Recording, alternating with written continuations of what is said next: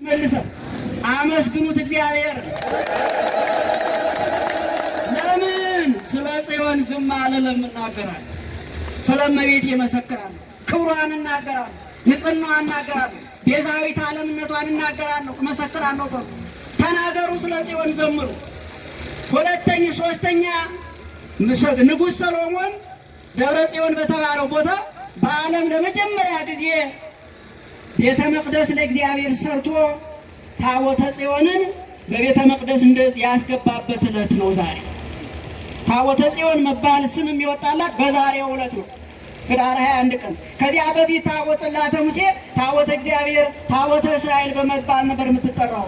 በዛሬው ዕለት ያ ትልቅ ቤተ መቅደስ ንጉሥ ጠቢቡ ሰሎሞን ቤተ መቅደሷን ሰርቶ ወደ ቤተ መቅደስ ሲያስገባ እንደናንተ እንደዛሬው ሆይ እየተባለ እየተዘመረ በጣም ሰው ደስ ብሎት እግዚአብሔር ሕዝቡን እየባረከ በደመና በብርሃን በእልልታ የእግዚአብሔር ታቦት ወደ ቤተ መቅደሷ የገባችበት ዕለት ነው። ስንተኛ? አግዙኝ ከፊት ያላችሁ። ሶስተኛ። አራተኛ ቀዳማዊ ምኒልክ የእኛ መሪዎች አባቶቻችን ይችን ጽላት የሙሴን ጽላት በእግዚአብሔር እጅ የተቀረጸችውን 10ቱ ቃላት የተጻፈባትን እግዚአብሔር ታምራት የሚያደርግባትን ከሕዝቡ ጋር የሚነጋገርባትን ወደ ሀገራችን ወደ ኢትዮጵያ የመጣችበት የገባችበት ቀን ነው። ተመስገን፣ አመስግኑ እግዚአብሔር። ዛሬ በዓለም የሌለች ቅርስ የእግዚአብሔር ታቦት በኢትዮጵያ ምድር አለች። እንባረካለን፣ እንቀደሳለን፣ እንወድሳታለን፣ እናመሰግናታለን። ይህች ማናት? በውስጥ ለውስጥ እመቤታችን ናት። ሌላው ታቦተ ጽዮን የብዙ ምሳሌዎች ስም ነው፣ እንመጣበታለን። ለመጀመሪያ ጊዜ በኢትዮጵያ ምድር በእናታችን በቅድስት ድንግል ማርያም ስም ቤተ ክርስቲያን ተሰርቶ ታቦት በእመቤቴ በድንግል ማርያም ስም የመጀመሪያዋ ጽላት በኢትዮጵያ እመቤታችን ስም ነው ተቀርጾ እንደ ዛሬው በእልልታ በሆታ በመጀመሪያዋ ቤተ ክርስቲያን አክሱም ጽዮን መጀመሪያ ጊዜ ታቦተ ጽዮን በእመቤታችን ስም የተቀረጸች ወደ ቤተ መቅደስ የገባችበት ዑደት ዛሬ የምንዞረው ታቦት ይዘን የተጀመረ በዛሬው ዕለት። ስለዚህ ስለ ጽዮን ዝም አልልም ማለት ይህ ስለ እናታችን ስለ ቅድስት ድንግል ማርያም በነገረ ማርያም አንድ ታሪክ አለ። እሱን ብዬ ለብፁዕነታቸው ጊዜውን ሰዓቱን ቡራኬውን እንዲያደርጉልን ለእሳቸው እሰጣለሁ። ጽዮን የብዙ ነገሮች ምሳሌ ነው። አንደኛ የቤተ ክርስቲያን ምሳሌ ነው። የእናታችን የድንግል ማርያም ምሳሌ ነው። አባቶቿ ነቢያት በትንቢት በሥጋ አባቶቿ በመንፈስ ልጆቿ ያወጡላት ስም ነው። መሰወሪያ፣ መደበቂያ፣ ማያ፣ ማሳያ፣ ማወቂያ፣ መታወቂያ ማለት ነው። ቅድም ያልኩት ጽዮን ማርያም ድንግል እመቤታችን ጽዮን ትባላለች። ማርያም እመብዙኃን ትባላለች።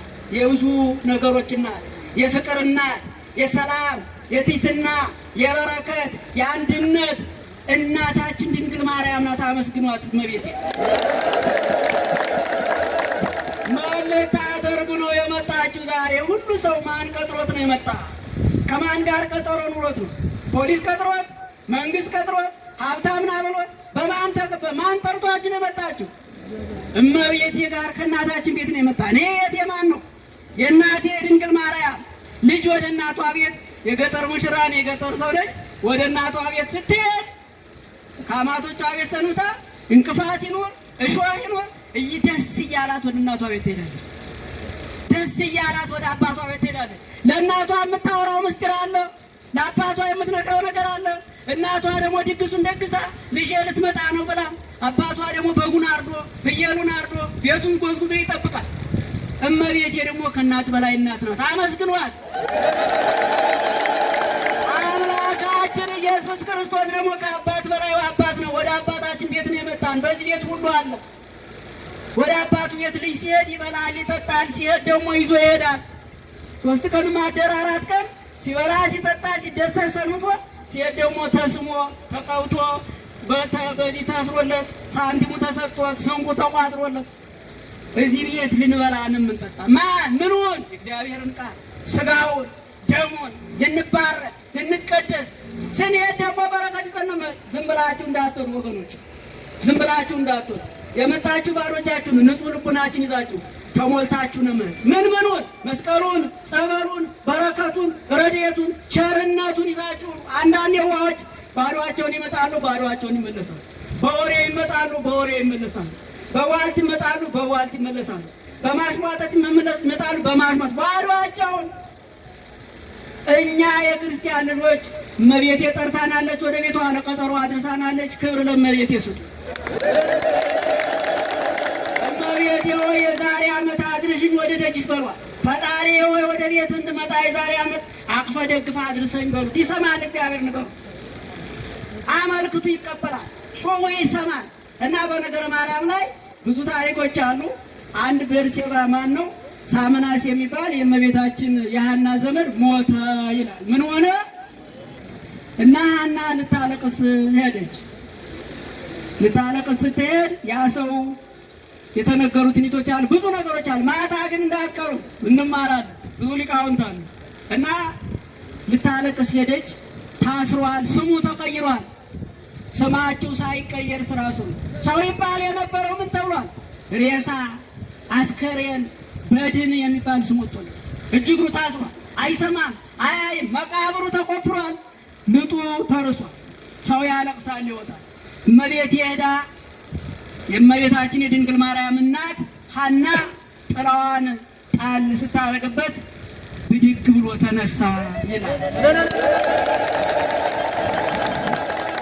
ሞት የማይቀር ነው ወገኖች፣ ተከታተሉኝ። ጌታ በወንጌሉ እንደተናገረው ድለዋኒክሙ ወሃልው እስመ በጊዜ ታዘብኩም ይመጽእ ወልደ እጓለ እመሕያው፣ ተዘጋጅታችሁ ኑሩ የሚመጣ እንግዳ አለ ብሏል እግዚአብሔር በወንጌሉ። ለሰው የማይቀሩ 4 እንግዶች አሉበት። ማን ማን ናቸው? አንዱ በየቀኑ የሚመጣ ነው። ጧት ጧት ያንኳኳል። ቤት አልከፍትም ማለት አይቻልም፣ በርግዶ ይገባል። የለውም ማለት አይቻልም፣ ፈልጎ ያገኛል። 4 እንግዶች በሕይወታችን ስለሚመጡ አንዱ መቅረት የሌለበት እንግዳ ጧት ጧት ይመጣል። ተዘጋጅታችኋል ወይ? ተዘጋጅተናል ወይ?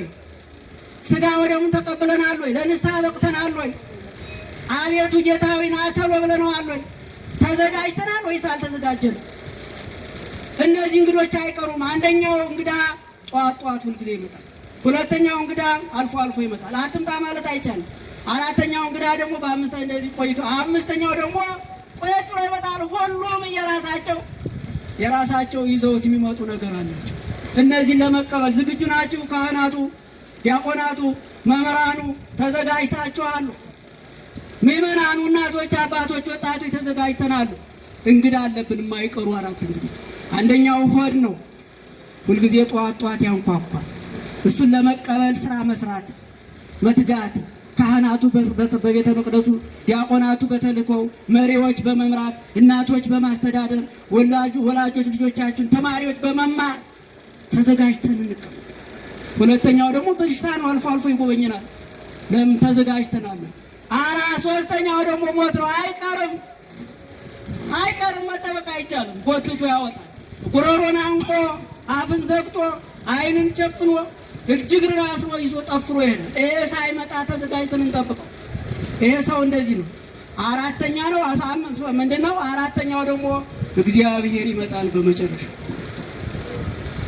እግዚአብሔር ሲመጣ ጻድቃን እንደ ዛሬው እግዚአብሔርን ሲያመልኩ ሲያገለግሉ የነበሩ አቤት መታደል! ከፀሐይ አብርተው ይላል ወንጌሉ በማቴዎስ 13 ከጨረቃ ሙቀው ከከዋክብት ደምቀው ፍጹም ፈጣሪያቸው ኢየሱስ ክርስቶስን መስለው በቀኝ ይነሳሉ። ለዚያ ያብቃን። እግዚአብሔርን አመስግኑ። አገልግሎታችን፣ ጾማችን ለዚህ ነው። ኃጥአን ደግሞ ከቁራ ጠቁረው በግራ ይቆማሉ። ከዚህ እግዚአብሔር ይሰውራል።